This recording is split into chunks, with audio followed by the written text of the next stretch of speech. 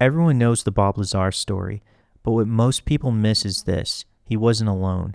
Before the year 2000, multiple whistleblowers came forward: a decorated Army colonel, an alleged engineer who worked alongside an alien being, and a retrieval team sergeant who claimed to catalog recovered species. Today I'm going over the most compelling testimonies of secret government programs allegedly built around non-human technology, claims that have been buried, ignored, and discredited for decades. But before we get into what's happening now, I just want to welcome back everyone. If you've been riding along with me on this channel, I appreciate you more than you know. Your curiosity, your support, and your comments keep this conversation alive. And if you're new here, please consider subscribing. Around here, we dig into the hidden threads, testimonies, history, and evidence that most people overlook. Before we dive into the most shocking claims of the past, I'm starting with a breakdown of what's happening right now, because if the leaks are true, the cover-up never ended. It just evolved. So this story came up this week. It's the Wall Street Journal article. It's basically claiming the Pentagon disinformation that fueled America's UFO mythology. Right off the bat, I mean, I'm not really buying this. Basically saying that the government has an advanced program, and they used UFO mythology. So the Pentagon disinformation that fueled America's UFO mythology presents itself as an expose of the U.S. government's strategic use of UFO UAP myths to shield classified weapons programs. I'm not buying this. Vetted did a really cool, in-depth dive over this Wall Street Journal article, but I mean, I'm not buying this. I mean, the story is double-edged. On one hand, it shows that not every UFO claim comes from extraterrestrials. Some were seeded deliberately by our own government, but on the other hand, what else might they be hiding? If disinformation has been this deeply embedded, could legitimate whistleblowers be drowned out in the noise? At minimum, this Wall Street Journal revelation should force us to rethink. We need transparency, not just about UFOs in the sky, but about who's controlling the narrative. Historically, it's been humans that seeded these legends, right? I mean, the fact that needs to be squared away before we can trust any future disclosure. Then we had this earlier. Let's go ahead and watch this here. There's certainly something going to happen in 2027, and I don't know what it is. Okay. I've also heard 2034, and I've also heard other dates, much later. But depends who you talk to. Some people say it's a pole reversal. Some people say it's an asteroid hitting the planet. Some people say it's AI reaching quantum, and then all of a sudden we lose the capacity to have control of our own computer systems. I have no idea. What I am aware of is that everybody's telling me we're on borrowed time. And I cannot begin to emphasize how serious a look I get when I say to people who are confiding in me, what's the timescale on this? And they're urging me to be urgent. They're saying to me, people need the right to know this. They have a right to know this. And I'm going, well, what are we talking about? And I feel like shaking these people and saying, for God's sake, just bloody tell me. And they are all constrained by their national security oaths. They want the public to know this. So I mean, there was an interview with him when they kind of tried to pin him down to try to find a date on this. Are you really hiding a date? He just was pretty honest. I believe him. He doesn't know, right? I mean, we've heard all these weird dates, 2027, 2030. We just don't know. But it's something we hear a lot, right? So I really don't know what to believe. But that line, we're on borrowed time, hits like a countdown clock. When a seasoned investigator journalist like Ross Coulthart suggests we're nearing a tipping point in UAP disclosure, it changes everything. It makes you wonder are we watching the final acts of a decades-long cover-up, or is this just another narrative shift? Either way, you're right. It's time to pay attention.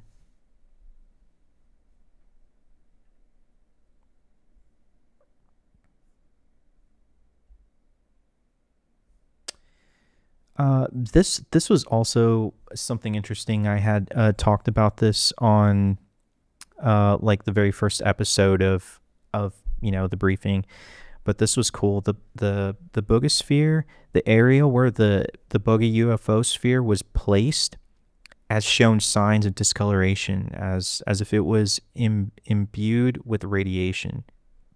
So here are some pictures of where it was, and now the grass looks like it's all dead. So that was pretty interesting.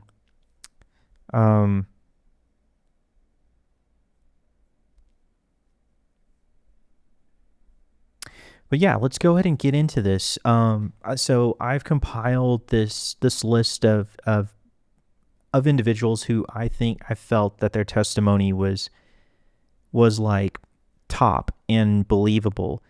So the first one here is Bill Uhouse. He is a former Marine Corps test pilot who later worked as a civilian defense contractor with the U.S. Air Force. He claimed to have worked on flight simulators designed to replicate extraterrestrial spacecraft. But what sets Uhouse apart is this assertion that he worked alongside a being called J-Rod, a non-human entity who acted as a technical advisor on the project. But according to Uhouse, these reverse engineering programs weren't just theoretical. They were active and ongoing. So I got this clip, and let's go ahead and check it out. Rod his skin was pinkish, but a little bit rough, and that kind of stuff. Not horrible looking, or to me, he didn't look horrible looking. So what kind of scientific advice he would give the crew that was building or back engineering these? Basically, it was only engineering advice or science advice. Say, for example, I performed the calculation because even our guys, our people that were the top mathematicians and stuff, couldn't figure some of this stuff out. So we would take it, and then, we'd have to, with each design, there's a requirement for calculations. And we'd have to prove by calculations, that this thing's going to operate. No different than anything else we do. And sometimes you get into a spot where you try, and even if you use the formulas to come up with this thing that they'd provide you, it wouldn't work. And that's where he'd come in, to tell him to look at this and see what we did wrong. There were certain reasons for the secrecy. I could understand that, no different than,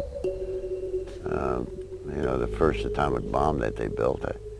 Maybe not the way that everybody expects it, but in some manner they determine appropriate, to show everybody, hey, look at what we got. The document I signed ends in 2003. And you're not the only one that signed. And I'm not the only one. So, yeah, what do you guys believe? See, Uhouse didn't just see the technology, he helped build simulators to train humans to operate it. And even if part of his story is true, it raises a big question. How long have we been integrating this tech? And who's really flying these craft now? So, yeah.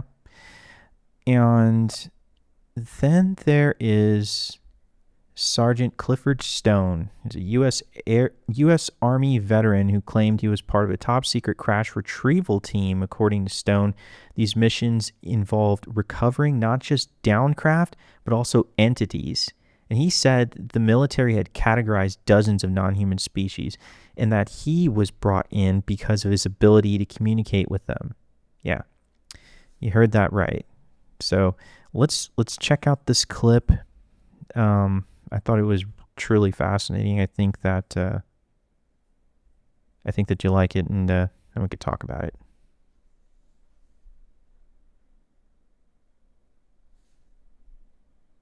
The cases that I was involved in, the 12, 3 actually involved crash retrievals.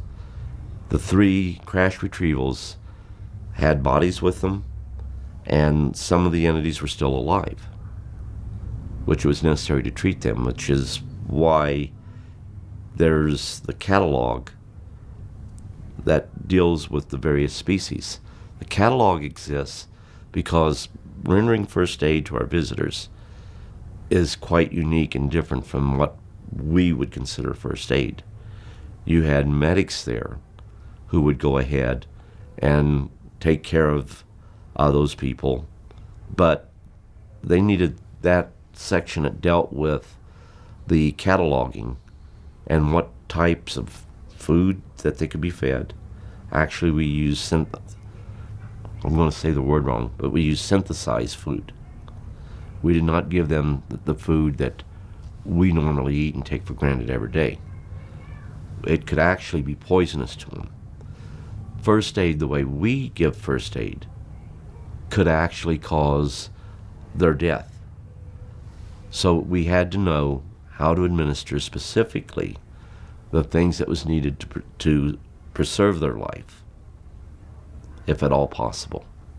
The other thing is, when you went to a It's crazy to think that they actually eat food or synthetic food. crash retrieval, you always was going against the clock, because just like us, when we have a plane go down, there's an emergency beacon sent out.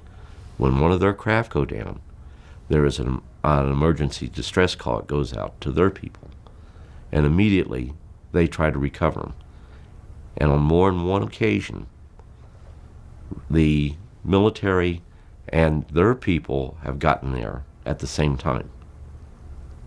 The best thing to do when that happens is for us to back off, because they are going to do everything they can to protect their people and recover the bodies and recover any of the injured or those that are still alive.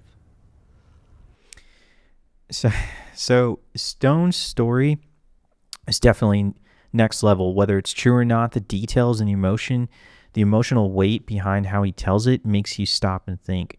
He didn't claim to believe this stuff. He claimed to live it. And one thing that really sticks out with me is how Stone describes these crash retrievals not like isolated accidents, but as incidences with the response protocol. He said one of their craft goes down, a beacon activates, just like our military aircraft, and the others come looking, and instantly that made me think of the Varginha, Brazil case, right, where some witnesses reported seeing a second craft appear shortly after the crash. It appeared to like scan or be searching the region as if responding to a distress signal. That kind of coordination, it suggests this isn't random. It's organized, and someone or something is watching.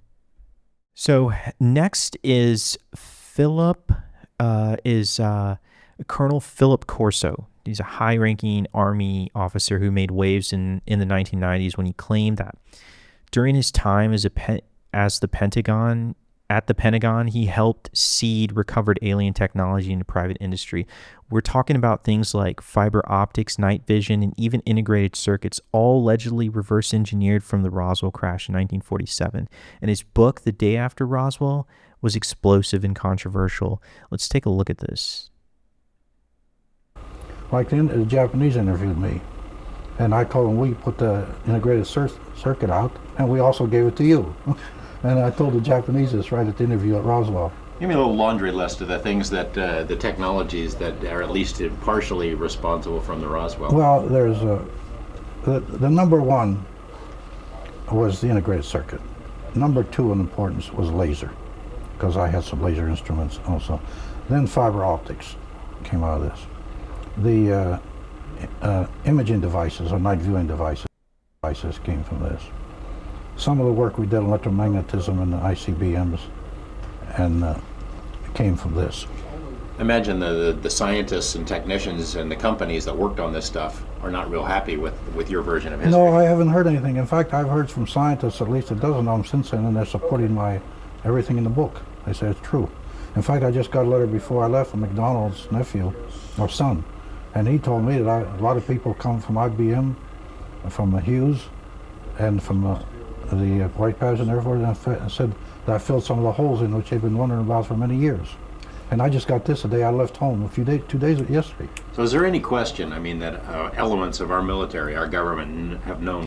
You know, and if you're on the edge of technology and like a circuit, and you're trying to figure out how it works or where somebody got the idea, and you're like top of your field, right? And he tells you where it actually came from, you're like, oh, okay, I can understand that, right? That always made me think. For a long time that UFOs are real, they're from somewhere. Oh, sure they do. I know certain in 1947, well, in 1947, no, I'll back up. I saw the body then. I didn't see UFOs. The UFOs came into the picture later years, 10 years later, for me. And also I worked out the omissions weren't in the UFOs.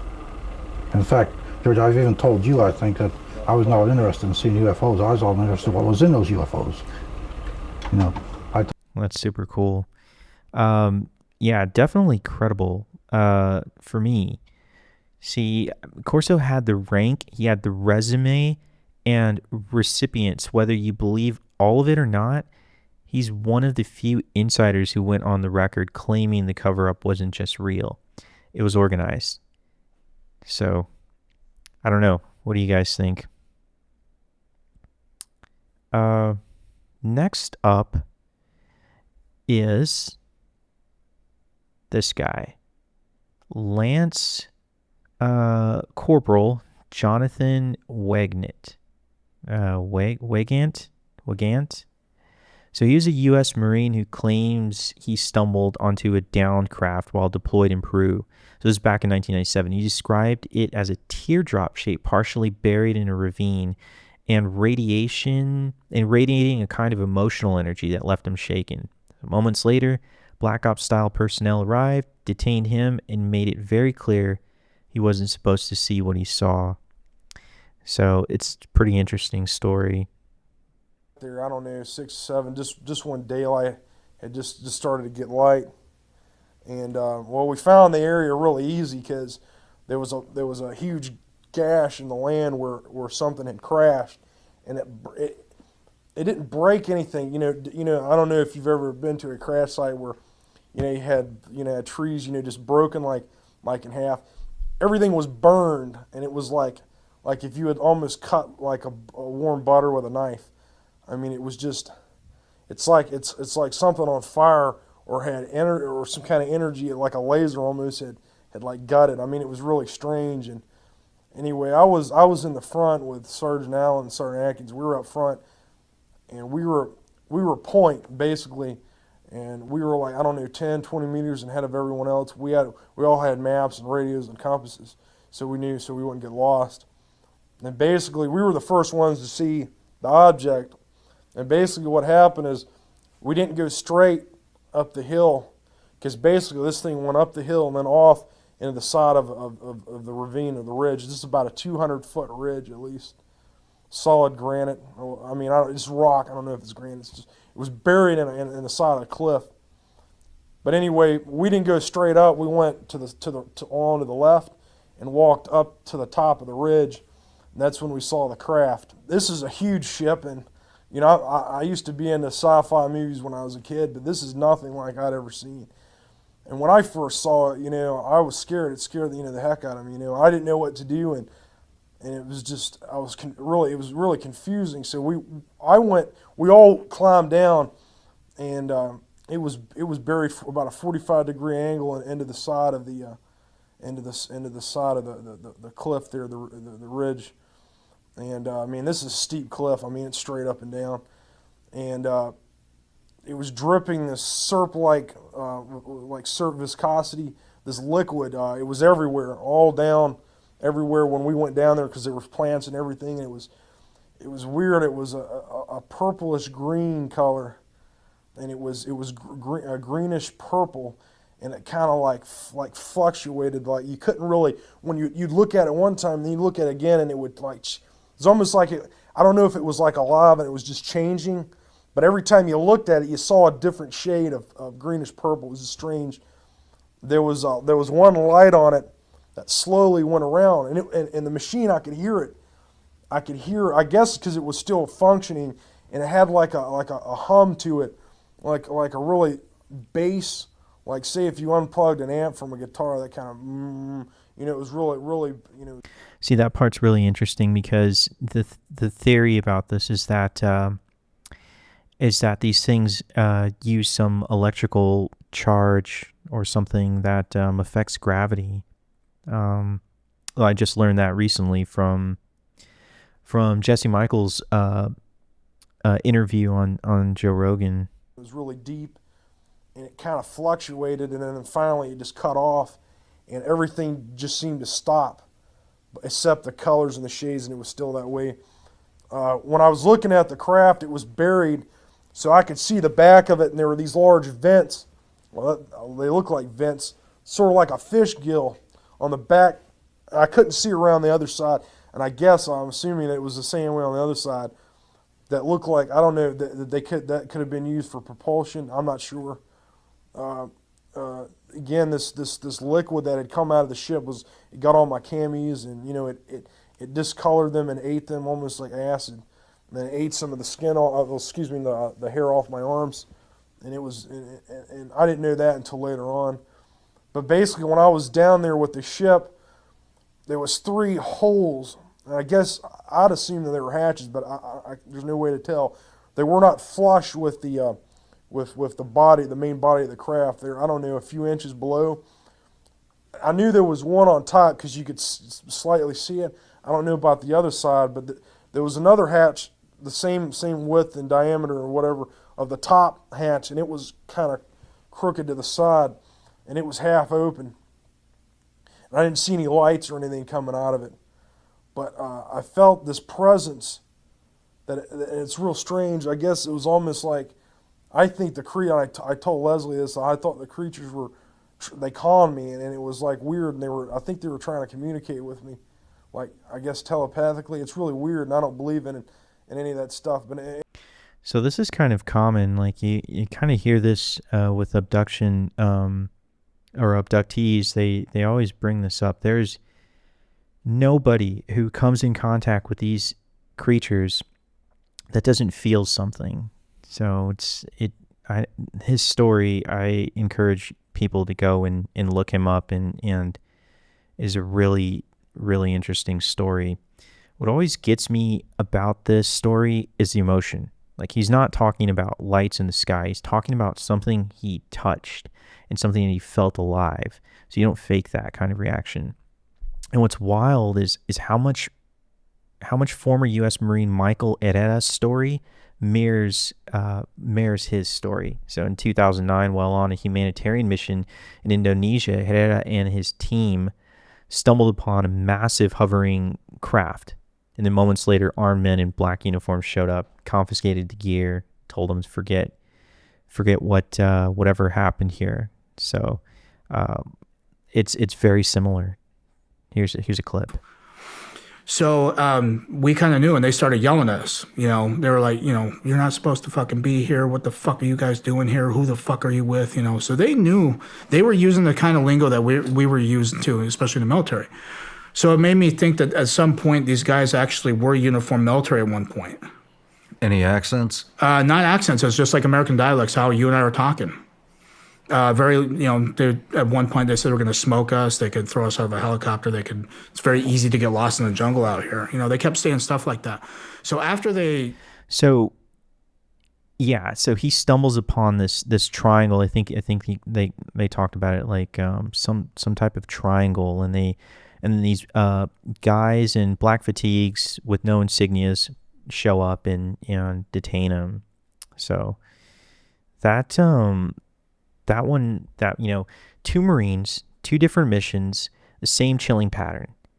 So, that's, to me, that's pretty interesting, right? I don't know. What do you guys believe? Let me know in the comments. So let's get to the next one. Let's talk about the most famous name in UFO whistleblowing. That's physicist Bob Lazar. So in 1989, Lazar claimed he was hired to work at a facility called S4. That's just south of Area 51. And according to him, His job was to help reverse engineer a recovered craft that wasn't built by human hands. Tech that can manipulate gravity. Itself, that's described the craft's propulsion system, and a fuel called Element 115, and a security clearance like Majestic that few ever heard of at the time. So Lazar was ridiculed for years, but decades later, Element 115 was confirmed to exist, and some of the obscure details he mentioned have quietly checked out. So whether you believe him or not, he was one of the first to risk everything, claiming the U.S. government was hiding alien technology. And there were 3 large gravity amplifiers. These devices looked like about a 2-foot diameter, 4-foot long piece of pipe hanging by a smaller piece of pipe from the level above, and they can be independently positioned.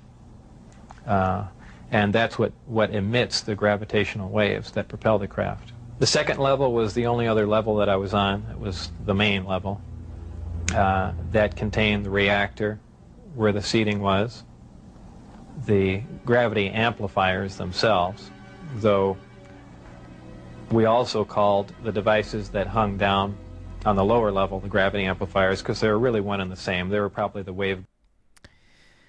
So, I mean, I've gone back and forth on Bob over the years, but the thing is, he never changed his story. He doesn't want fame, and he stayed consistent under pressure. And I'm not saying he's right about everything, but I don't think he made it all up either.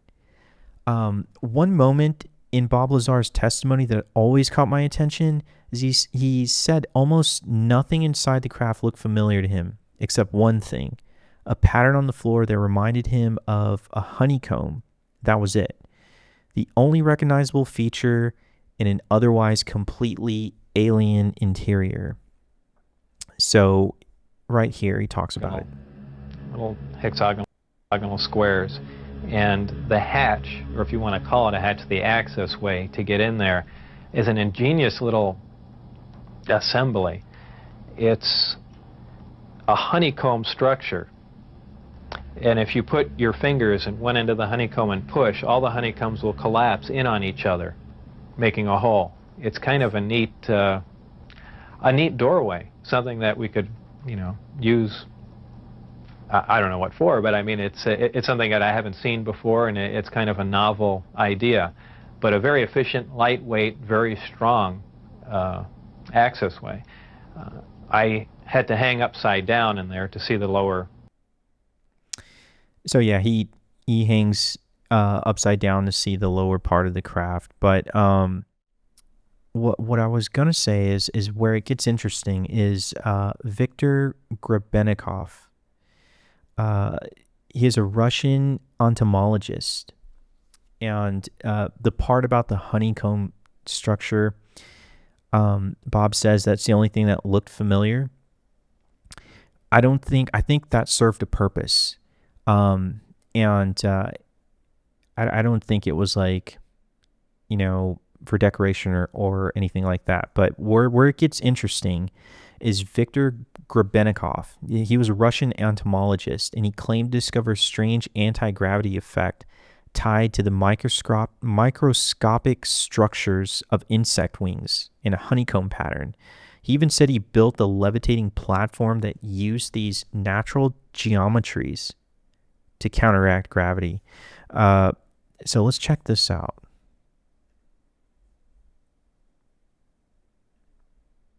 Hive was dead. Regardless, he took a big slice of it in his backpack and went to his laboratory. Then, during some tests, Victor placed a mechanical clock over it and noticed that it would disturb the accuracy of his clock.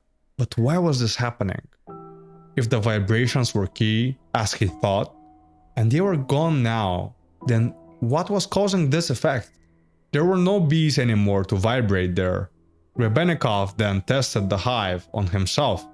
He noticed that it would affect his hand when he would put it over the comb. Several other people did the same, and they would experience different sensations.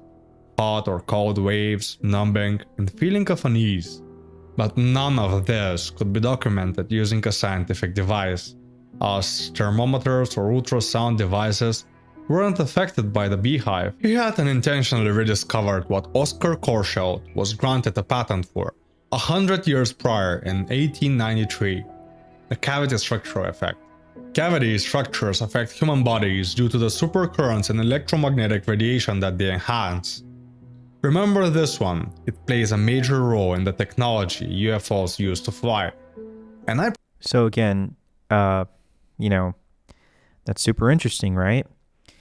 Two men, two very different stories, but both mentioned the honeycomb, and one as a visual detail inside a recovered craft, the other as the key to a levitation technology. Is it just coincidence, or is there something about this geometric pattern that interacts with the world in a way we don't fully understand yet? So yeah, what do you guys believe? Who do you believe best, or who do you find most compelling? So many of these stories span decades, different ranks, different branches, different backgrounds, but the themes are hauntingly similar, right? Crash craft retrieval teams, technology that doesn't belong to us. It's easy to dismiss one person, harder to ignore a pattern. And whether you think these whistleblowers were misled, mistaken, or telling the truth, one thing is clear. They believe what they experienced, and they risk everything to talk about it. So if you found this as compelling as I did, go ahead and hit the like button, drop a comment with your thoughts, and make sure you're subscribed. I've got more on the way, and we're just scratching the surface.